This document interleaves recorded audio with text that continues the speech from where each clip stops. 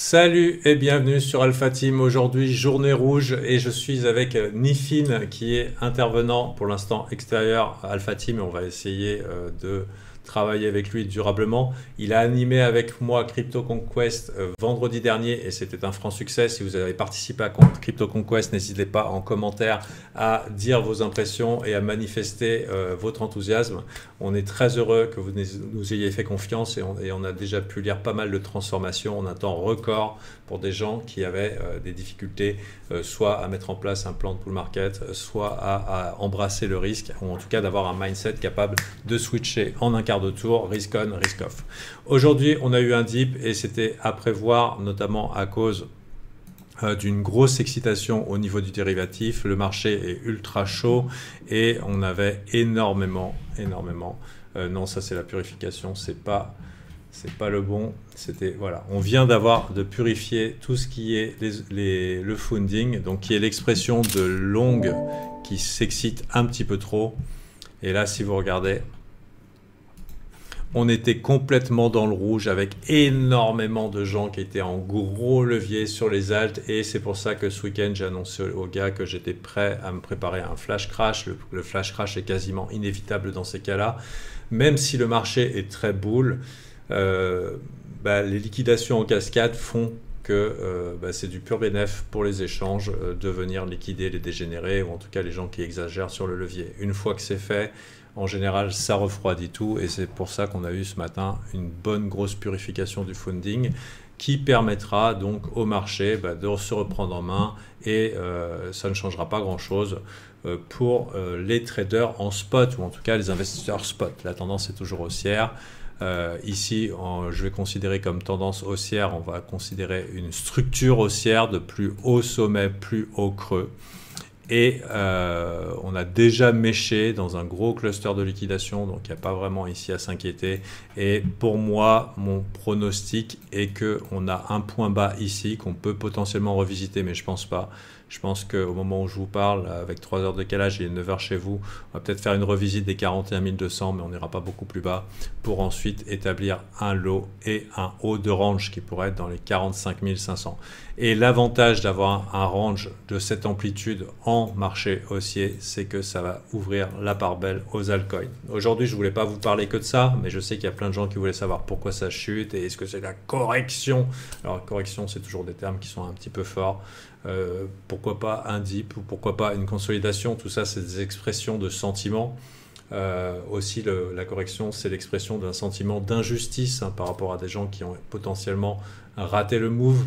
Donc quand on utilise le terme correction, c'est significatif qu'on a besoin de justice divine globalement. When l'apocalypse, parce qu'on n'était pas là dans le mouvement.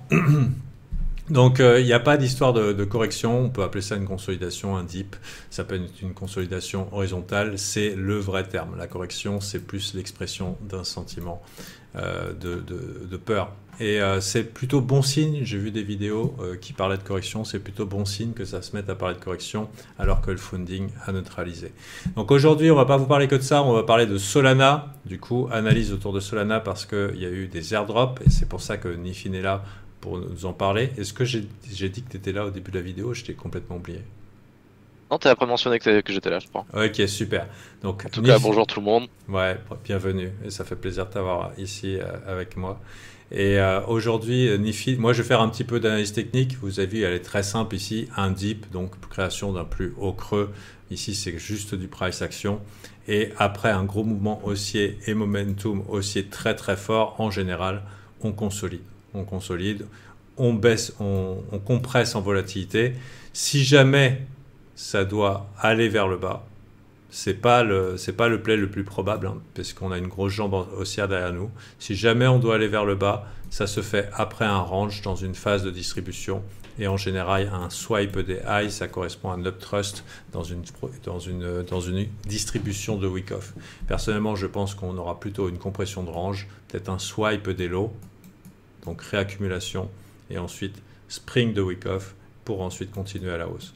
Donc c'est à peu près ce que je m'attends pour le mois de décembre, mais l'avantage en milieu haussier, en phase haussière, quand on a un Bitcoin qui range, c'est que ça nous offre une magnifique halte saison au moment de la compression de la volatilité. Parce que quand les gens se font chier sur Bitcoin, eh ben, ils vont s'exciter éventuellement sur les altes. Donc je m'attends à vraiment des jolis trucs. Donc Solana, du coup, ça peut être un bon client pour un buy the dip. Avec ici des plays très agressifs et en particulier avec un narratif, Nifin, parce que c'est ta spécialité. Nifin consacre sa vie à l'analyse fondamentale en plus de son trading. Il aime beaucoup étudier tout ça et tu as initié un petit peu les membres alpha et aujourd'hui tu vas sortir un tuto pour le farming de airdrop, c'est ça? C'est ça, exactement. Vous avez certainement vu sur Twitter et sur les différents exchanges, il y a une nouvelle paire qui est arrivée la semaine dernière. C'est le JITO, JTO, que Gabriel va vous montrer à l'écran, et qui a fait un excellent listing. Donc c'est l'équivalent de Lido pour Solana. Donc ça permet de réutiliser les coins qu'on stake pour faire de la défi. Donc ça a fait un très très gros airdrop la semaine dernière avec une valorisation initiale, donc fully diluted, pas juste le market cap en circulation, de 3 milliards. Donc le coin s'est instantanément placé dans le top 150 à peu près. Et son potentiel de croissance, on se dit qu'il peut encore faire au moins x2, même si j'irai pas long ce coin à ce niveau de prix-là. Mais par exemple, l'ATH de Lido, qui est son équivalent dans l'écosystème Ethereum, est aux alentours de 6-7 milliards de fully diluted valuation, donc un x2 à partir du prix de 3 dollars actuel, qui est possible. Moi, j'irai attendre un petit peu plus bas pour le long. Mais tout ça pour introduire que l'écosystème Solana en ce moment est chaud bouillant, que ça soit au niveau des coins qui ont fait d'excellentes performances. On est sur du 100% sur 7 jours avant le dip, voire du 1000-2000% sur 30 jours pour les plus petits projets. Et il reste encore pas mal de possibilités de airdrop à farm, ce qui va être le sujet du guide que je vais proposer à l'équipe Alpha Team dans la journée. Et il faut agir assez rapidement si on veut pouvoir bénéficier du airdrop des projets qui restent. Donc un airdrop, c'est quand on reçoit des coins gratuits pour avoir stacké du Solana, c'est ça? Alors le airdrop, ouais, le concept, j'en parlais avec quelqu'un de l'Alpha Team. Le concept le plus simple, c'est il y a une nouvelle autoroute et vous devez tester l'autoroute.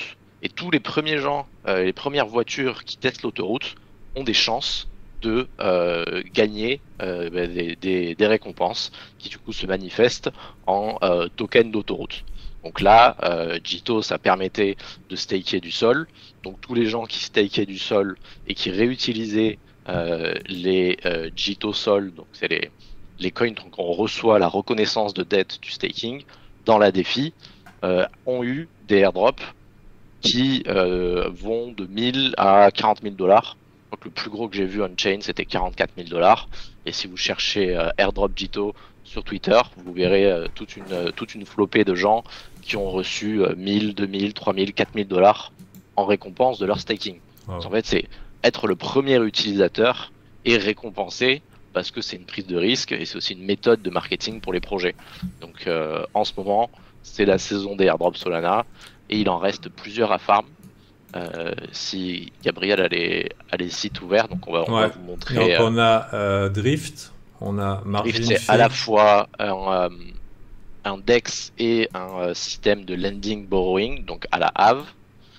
Ensuite, on a Margin Fee, qui est un système de lending borrowing qui est le plus populaire. Là, comme vous pouvez le voir sur l'écran, il y a plusieurs pools qui ont des petits points d'interrogation, enfin un petit point d'exclamation. Ouais, elles sont déjà limite. Elles sont parce que tout le monde est en train de farm. Donc là, par exemple, avec ma méthode, vous allez comprendre comment farm en utilisant du B-Sol, qui est l'un des derniers disponibles.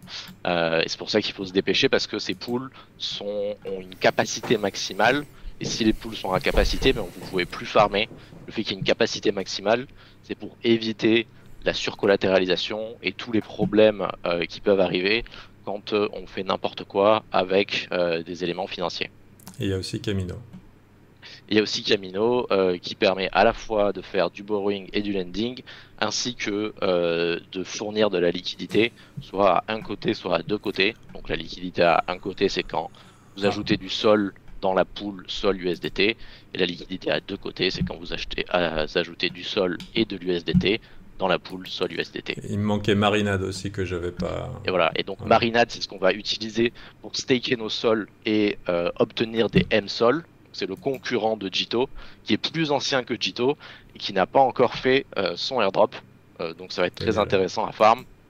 La valorisation actuelle de Marinade en fully diluted valuation, je ne l'ai pas regardé ce matin après le dip, mais c'est environ 300 millions après le dip, parce qu'elle était à 400, elle était à 400 millions hier, et elle a dip de 15%, donc on doit être aux alentours de 300. Donc sur le token, il y a un potentiel x10, si on arrive à la valorisation de Jito, et il y a un airdrop à choper sur Marinade, sur Drift, sur Margin et sur Camino, qui ont tous été annoncés. Ils ont tous un système de points, et donc je vais apprendre à l'équipe Alpha Team comment farmer ces airdrops en minimisant les coûts et les risques. Et c'est des techniques qui pourront être utilisées ensuite sur d'autres coins. Tu avais dit ING aussi bientôt là. Donc tout ça, c'est des incentifs à ce que les coins trouvent du support.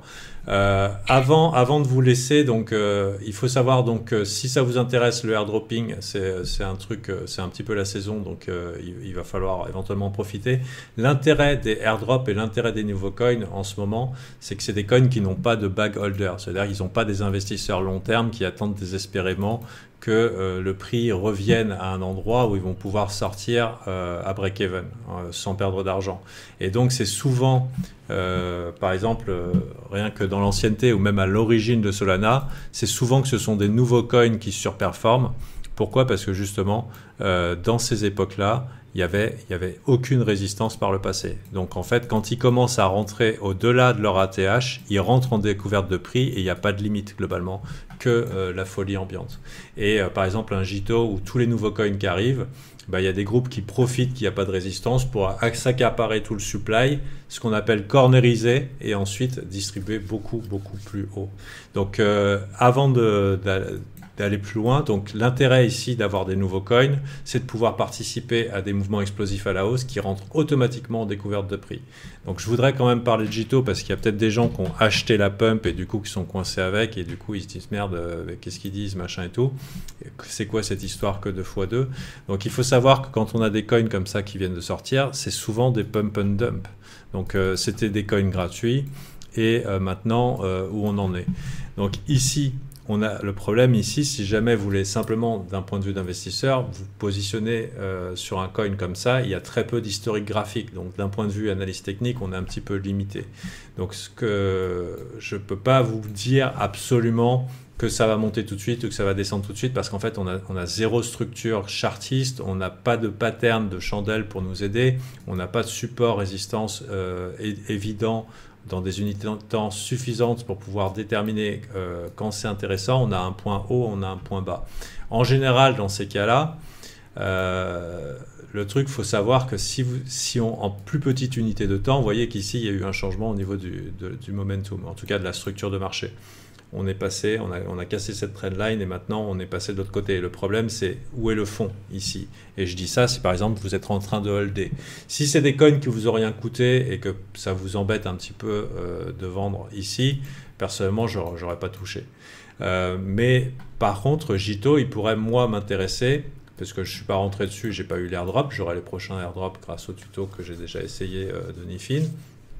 Ici, j'aurais attendu de laisser le temps au marché de laisser dégueuler la chose et faire un bottom de type double ou triple bottom en daily ou en minimum 4 heures.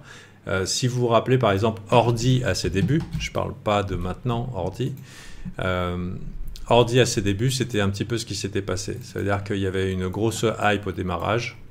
Et une fois, c'est une technique que j'utilise sur les nouveaux coins, donc c'est offert aujourd'hui, la valeur. Pour les nouveaux coins, on les laisse dégueuler au début.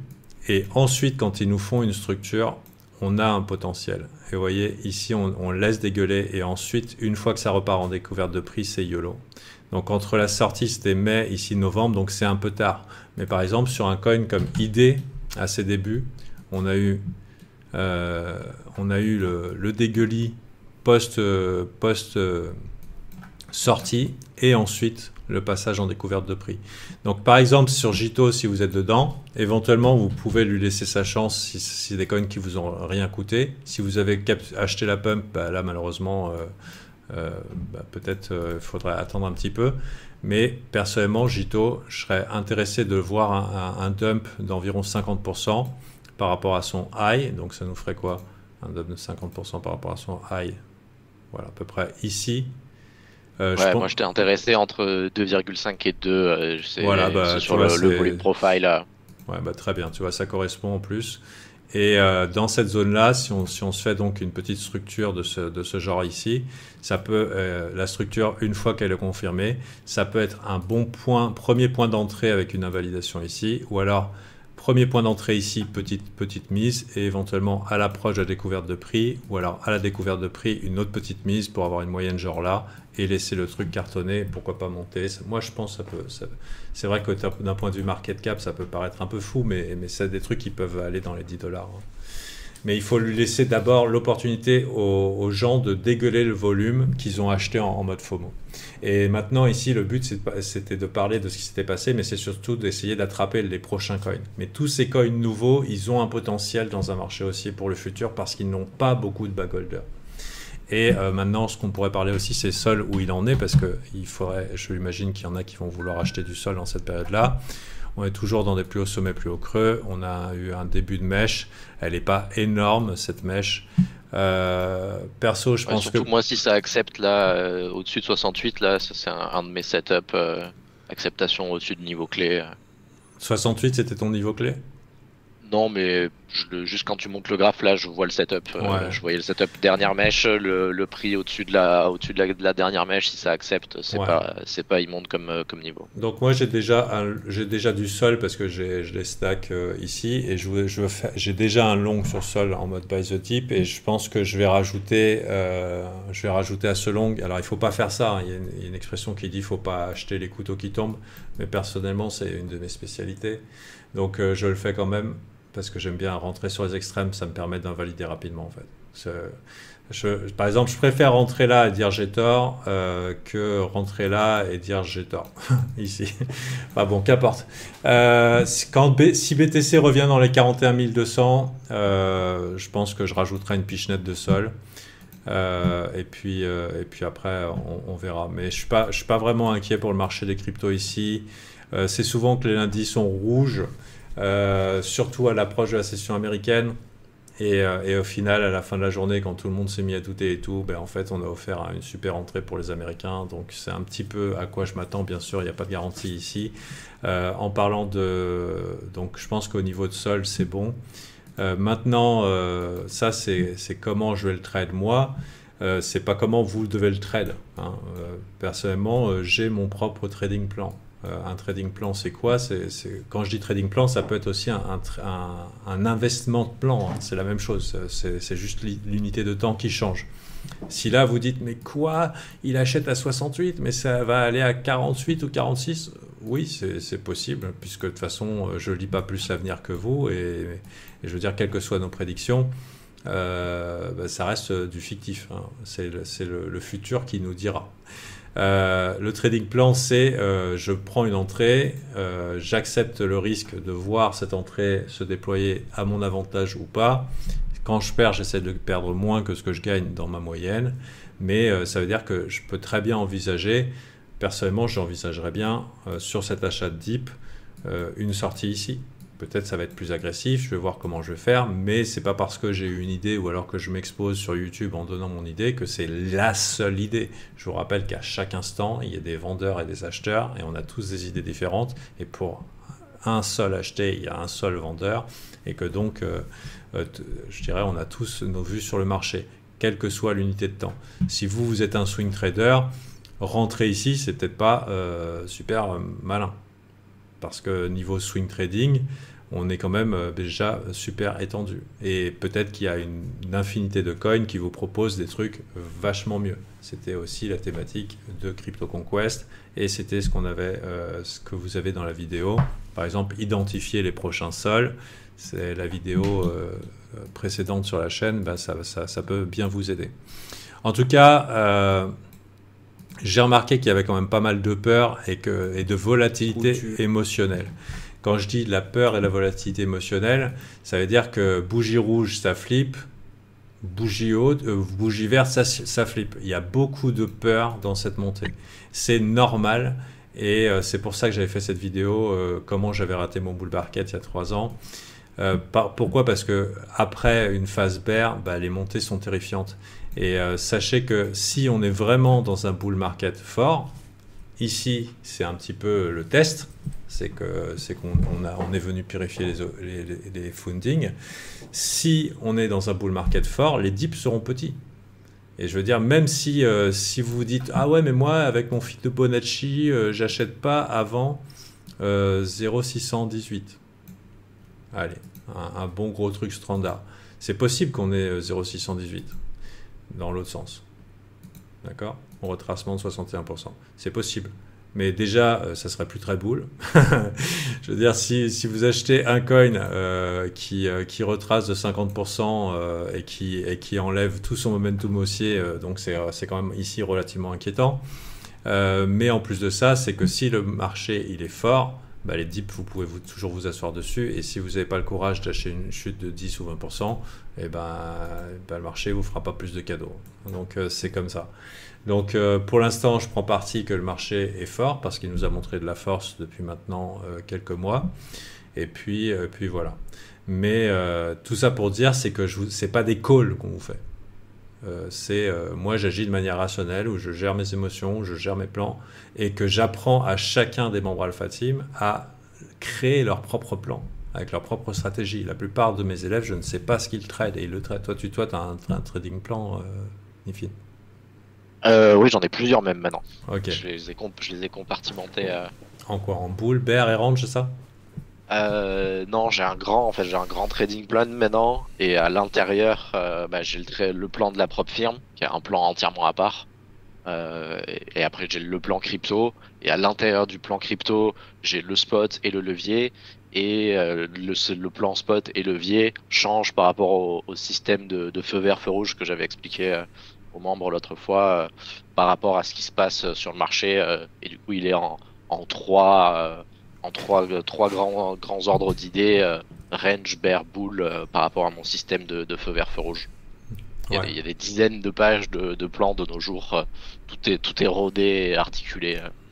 Après, vous pouvez avoir un plan simple, mais si vous avez 0 plan, même pas une petite feuille blanche avec ce que vous allez faire, le problème c'est que si vous ne savez pas quand vous allez rentrer, vous ne savez pas quand vous allez sortir, ça veut dire que c'est le marché qui va vous le dire quand le faire.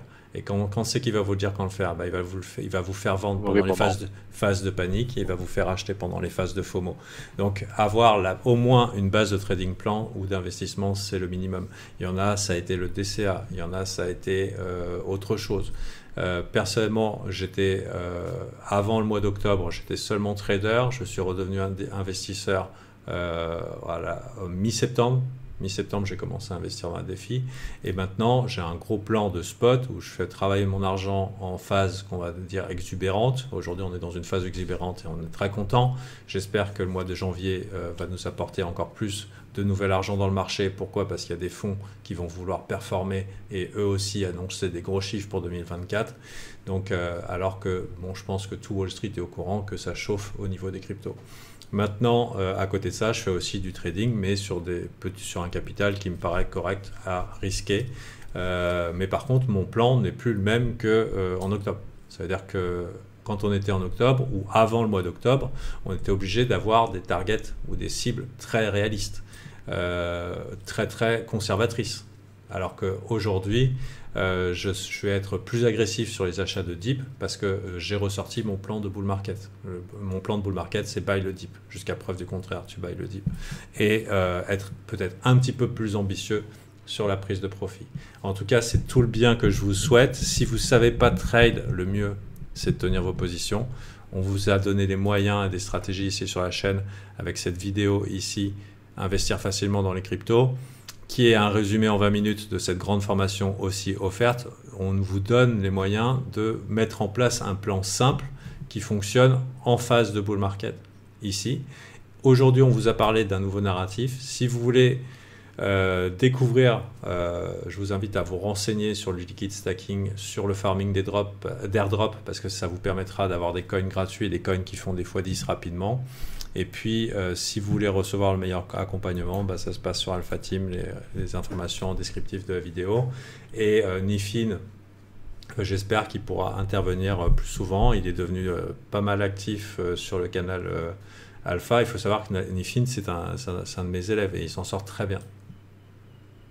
Ça fait combien de temps que tu es mon élève? 2021. Voilà. Donc là, ça va être ma troisième année. C'était il y a pile 2 ans. Génial. Et je peux vous dire... 2020. Ok. 2020. Ok, 2020. Donc, je peux vous dire qu'en 3 ans, ce que j'ai pu lui transmettre et les compétences qu'il a pu développer par lui-même et aussi en suivant le groupe, j'aurais jamais pu avoir fait ça tout seul pour moi. J'ai beaucoup plus d'expérience sur le marché et ça a pris du temps, mais j'ai pu fournir ici un raccourci à mon ami Nifin et je suis très content pour toi, je suis très content de voir ce que tu fais et j'apprécie beaucoup la valeur que tu apportes au groupe en ce moment. J'espère qu'on a pu vous aider. Donc pour Jito, si vous en avez, si c'était gratuit, why not? Si ça vous intéresse, attendez une belle structure en daily et pourquoi pas, ça pourrait nous faire un super performeur dans, je sais pas, 15 jours, 3 semaines ou dans un mois quand plus personne s'en souviendra. Mais tous ces coins relativement récents sont très juteux et les avoir gratuitement, c'est ultra intéressant parce qu'ils font partie de peut-être les futurs performeurs du bull market qui vient parce qu'ils ont des très petits market cap et qu'en plus de ça, ils ont 0 backholder. Donc, et tous les coins qui vont fournir ce genre de airdrop sont intéressants à suivre. Donc, si vous voulez vous focus dans vos plans sur les coins qui vont vous fournir des airdrops, c'est intéressant. Enfin, je voudrais terminer. Attention avec les airdrops parce que les airdrops, c'est une technique de scam qui traîne sur Twitter. Soit pour vous piquer vos codes machin, je veux dire, en tout cas en 2020, je voyais plein de sites qui disaient « Ouais, rentre ta clé privée pour avoir l'airdrop ». Faut jamais ça.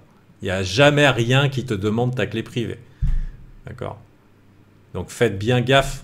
C'est pas parce que je veux dire, quand on a l'avidité, la soif de gagner de l'argent, les gens, ils perdent la raison en fait. Ils ne se rendent pas compte des conneries qu'ils font.